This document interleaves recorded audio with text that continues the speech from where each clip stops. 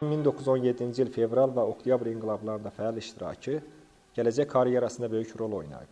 Cəmi 3 illik təhsili olmasına baxmayaraq, Matvey Shkirtyatov mərkəzi komitədə yüksək vəzifələr tutub. Vəzifəsi ilə yanaşı Shkirtyatova Stalin tərəfindən xüsusi səlahiyyətlər də verilib.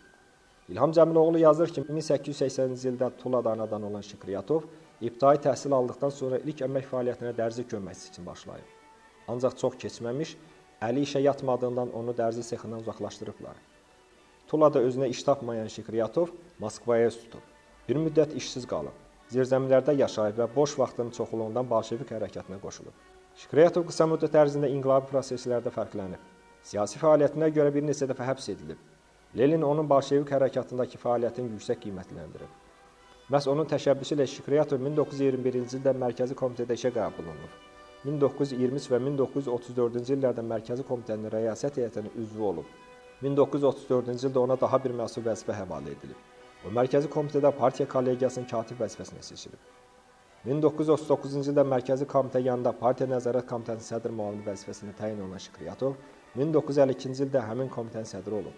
Uzun illər SSR-in yüksək vəzifəli kommunistlərinin üzərində partiya nəzarəti funksiyasını həyata keçirən Shkirtyatov özünü maksimum kölgədə saxlamağa çalışıb.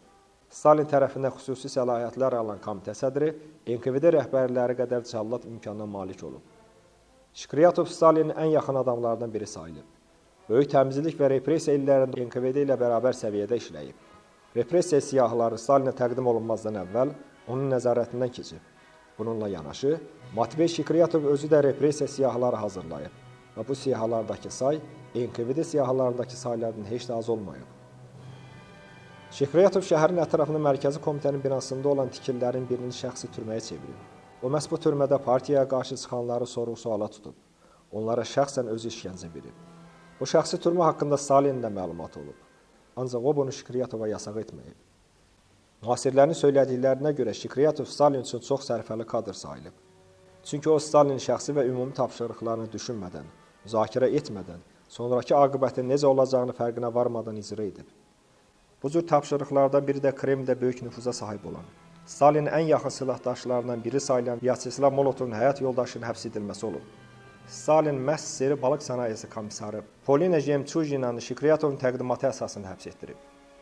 Zaman-zaman Shkirtyatov ölkənin bütün bölgələrində söz sahiblərindən birinə çevrilib. Müttəfiq respublikalarda onun fikirləri Stalin fikirləri kimi təqdim olunub. Shkirtyatov bölgələrə ezamiyyətlər zamanı bütün çıxışlarında Stalindən istat gətirərək, qarşıya qoyduğu tapşırıqların Stalin tərəfindən verilməsi təəssüratını yaradıb.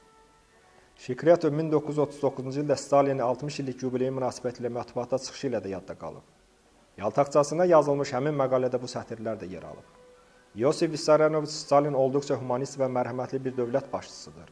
O, hətta əks inqilabçıları, Sovet hökumətinə qarşı çıxanları da bağışlayaraq, onlara yol göstərməyi özünün ən ümdə vəzifəsi sayır. Bu məqalədən sonra Kreml dəhlizlərində Shkirtyatov haqqında lətifələr də qoşulub. Amma lətifələr öz yerində. Shkirtyatov bu məqaləyə görə Lenin ordeni ilə təltif olunub. O, Kreml qruplaşmalarında Georgi Malenkovun ətrafında olub. Stalinin vəfatından sonra Nikita Xruşovun hakimiyyəti zəbt etməsi, həmçinin Malenkovu da sıxışdırması Shkirtyatovda narahatlıq doğurub. Digər tərəfdən Beriyanın həbs edilməsi, Stalinin komandasının dağıdılması Shkirtyatov üçün yaxşı heç nə vəd etməyib. Real həbs təhlükəsində yaymaq üçün komitə sədri 1954-cü ildə könüllü ərizə yazaraq bütün vəzifələrindən azad olunmasını xahiş edib. O cümlədən siyasi büro üzvlüyündən də xaric olunması ilə bağlı büro üzvlərinə müraciət edib. Onun ərizəsi və müraciətə müsbət cavab verilməyib. Xruşov Mərkəzi Komitədə yanında Partiya Nəzarəti Komitəsinin fəaliyyətini araşdırmaq üçün xüsusi komissiya yaradıb. Araşdırma zamanı kifayət qədər qanun pozuntuları, vəzifədən sui-istifadə, geyinti, ən başlıcası isə vəzifə səlahiyyətlərini aşma faktları aşkar olundu. Komissiyanın yekun rayı ilə tanış olmaq Shkirtyatova qismət olmayıb. O, 18 yanvar 1954-cü ildə 70 yaşında ürək tutmadan vəfat edib. Bax beləcə, ölümü komitə sədrinin həbsdən xilas edib.